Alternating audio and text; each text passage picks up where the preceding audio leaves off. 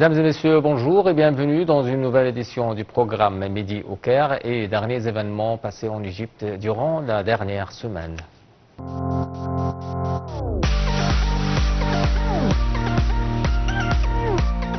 Et on commence avec cette nouvelle. Le président Abdel Fattah el-Sisi s'est réuni mercredi avec le Premier ministre Mustafa Madbouli et le ministre du Logement et des Infrastructures et des Communautés urbaines, le conseiller du président pour la planification urbaine et le président de l'autorité de l'ingénierie militaire. Le porte-parole de la présidence a affirmé que le président el-Sisi avait été informé lors de la réunion de l'état de l'avancement des projets en cours dans le cadre de la première phase de l'initiative présidentielle Haya Karima, vie décente pour le développement des zones rurales égyptiennes, notamment ceux liés à la construction de la station des réseaux d'eau potable et d'assainissement dans les villages ciblés. Le président el-Sisi a souligné la nécessité d'achever ces projets selon les calendriers prévus sans aucun retard. L'ambassadeur Mohamed El-Chenaoui, porte-parole officiel, a ajouté que le président a également suivi la mise en œuvre de la stratégie nationale de dessalement de l'eau de mer. Le ministre du Logement a présenté les efforts déployés par l'État depuis 2014 en précisant que des stations de dessalement sont en activité dans les gouvernorats de Marsa Matrouh, Beheira, sud du Sinaï, la mer Rouge, Port Saïd et Alexandrie, avec 5 plans quinquennaux s'étendant jusqu'en 2050. Le président a aussi pris connaissance des propositions relatives au mode de fonctionnement des stations et à la configuration des réseaux de distribution, affirmant l'importance de renforcer l'efficacité des stations existantes pour en tirer le meilleur parti, d'assurer la réalisation des projets en cours dans les délais prévus et d'élaborer une vision globale pour répondre aux besoins futurs tout en insistant sur la nécessité de localiser l'industrie des équipements liés aux stations de dessalement.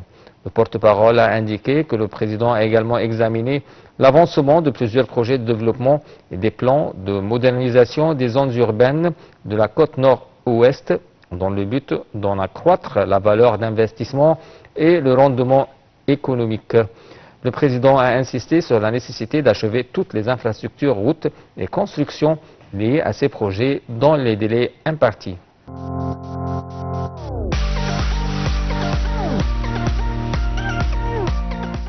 Le ministre des Affaires étrangères Badr Abdelghati a assisté à la séance inaugurale du Forum d'Oslo au début de sa visite officielle en Norvège.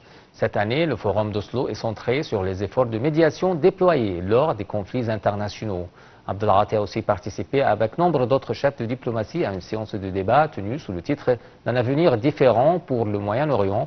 La séance était axée sur les moyens susceptibles de mettre fin à la guerre israélienne dans la bande de Gaza et de restaurer l'accalmie et la stabilité dans la région.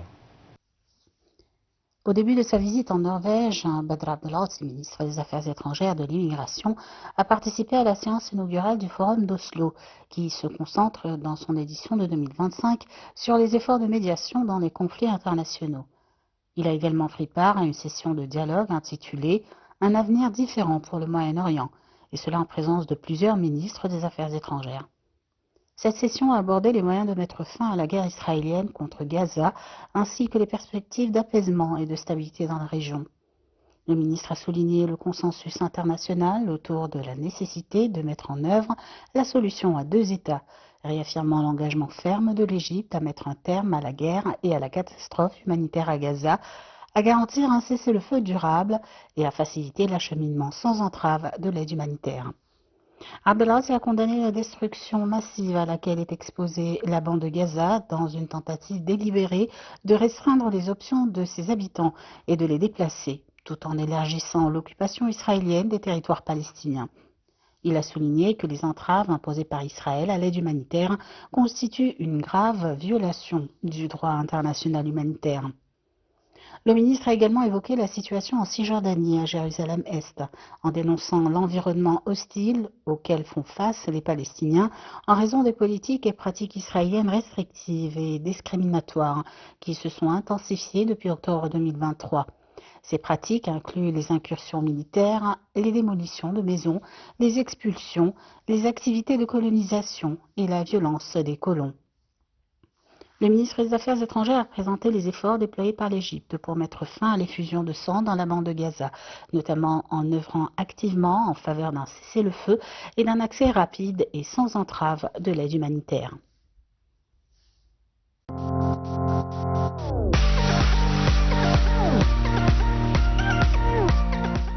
En marge de sa participation au forum d'Oslo qui s'est tenu en Norvège, le chef de la diplomatie Badr Abdelati s'est entretenu avec son homologue saoudien Faisal Ben Farhan. Au cours de l'entretien, le ministre Abdelati a salué les relations bilatérales solides et les liens fraternels et historiques unissant les deux pays frères. Il a souligné le développement rapide de ces relations, exprimant son aspiration à renforcer la coopération avec le Royaume d'Arabie Saoudite, conformément aux directives de son Excellence le président Abdel Fattah el-Sisi, de Sa Majesté le roi Salman bin Abdelaziz et de Son Altesse le prince héritier Mohammed bin Salman, en vue de renforcer et de poursuivre le développement des relations bilatérales dans divers domaines, ainsi que de maintenir une coordination continue sur les questions d'intérêt commun dont est l'intérêt des deux peuples frères.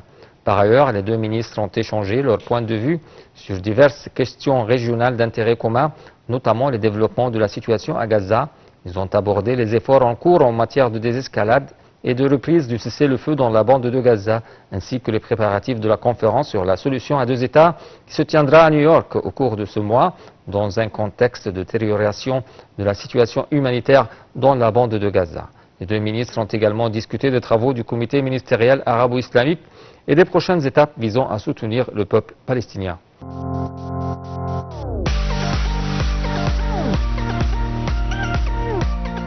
Et au niveau local, le Premier ministre Moustapha Madbouli a également tenu une réunion pour examiner les opportunités d'investissement dans les secteurs du tourisme et des antiquités, en présence du ministre du Tourisme, Cherif Fathi. Au cours de la réunion, Cherif Fathi a passé en revue le plan d'investissement dans les secteurs du tourisme et des antiquités, en notant que ce plan a pour but d'augmenter le nombre des touristes à 30 millions d'ici 2031.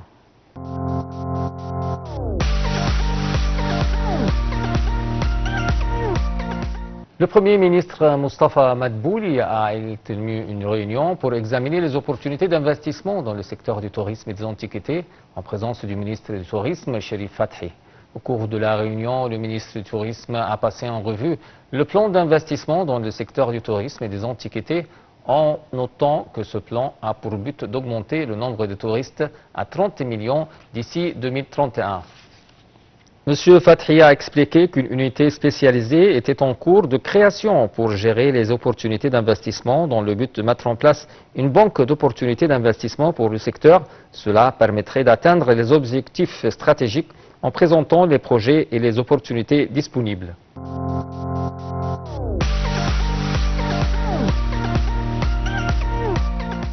Le ministre des Finances Ahmed Kojok a affirmé que les résultats très solides et ambitieux de la performance financière encouragent la poursuite du chemin de la réforme économique.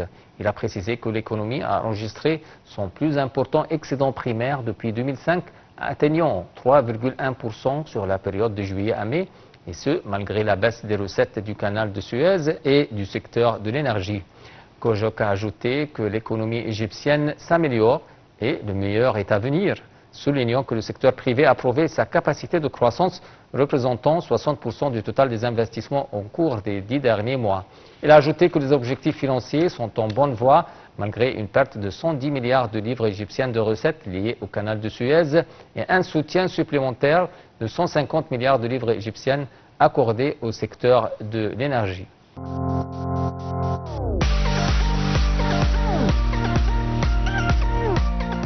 La ministre de l'Environnement, Dr Yasmine Fouad, est arrivée à Nice en France pour participer à la 3e conférence des Nations Unies sur les océans qui se tiendra du 9 au 13 juin 2025. Elle a assisté à la séance d'ouverture de la conférence au nom du président Abdel Fattah el-Sisi. Commentaire.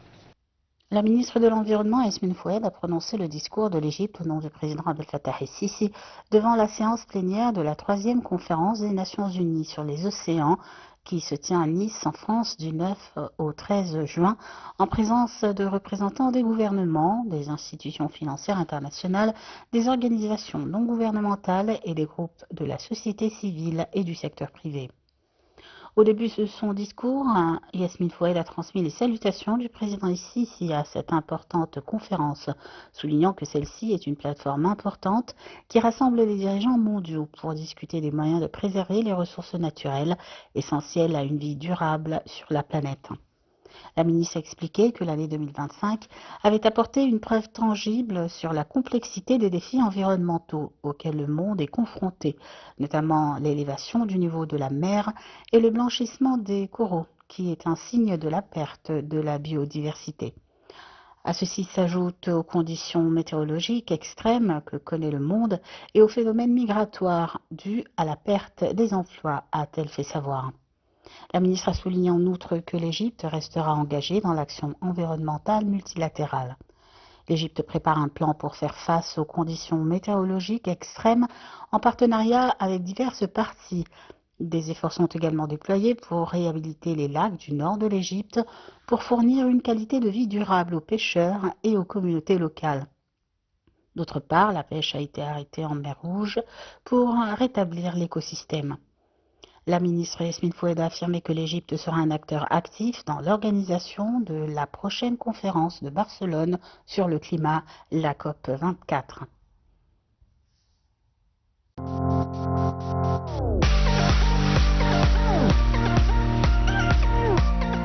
Le ministre de l'Agriculture, Dr Ala Farou, s'est rendu en France mercredi afin de participer à la conférence des Nations Unies sur les océans qui se tient du 9 au 13 juin à Nice.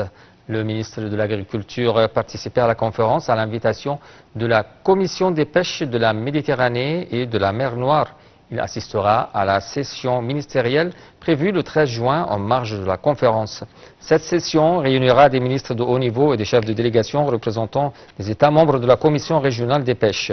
Farou doit également tenir des réunions bilatérales avec plusieurs de ses homologues de différents pays, ainsi qu'avec le responsable de la Commission régionale des pêches et plusieurs responsables d'organisations internationales œuvrant dans ce secteur vital afin de discuter des moyens de renforcer la coopération.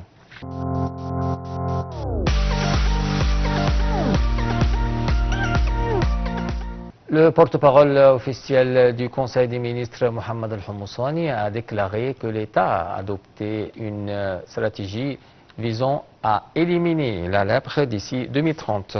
Lors d'une intervention téléphonique sur une chaîne de télévision, le porte-parole du Conseil des ministres a dit que la lèpre devient non contagieuse après la première dose de traitement, ce qui rend l'isolement médical des maladies inutile. Un nombre très limité de pays continue à isoler les patients atteints de la lèpre, a affirmé le porte-parole du Conseil des ministres, et a ajouté que les efforts de lutte contre la maladie en Égypte comprennent la fourniture de médicaments et de la protection médicale intégrale via le ministère de la Santé et de la Solidarité sociale.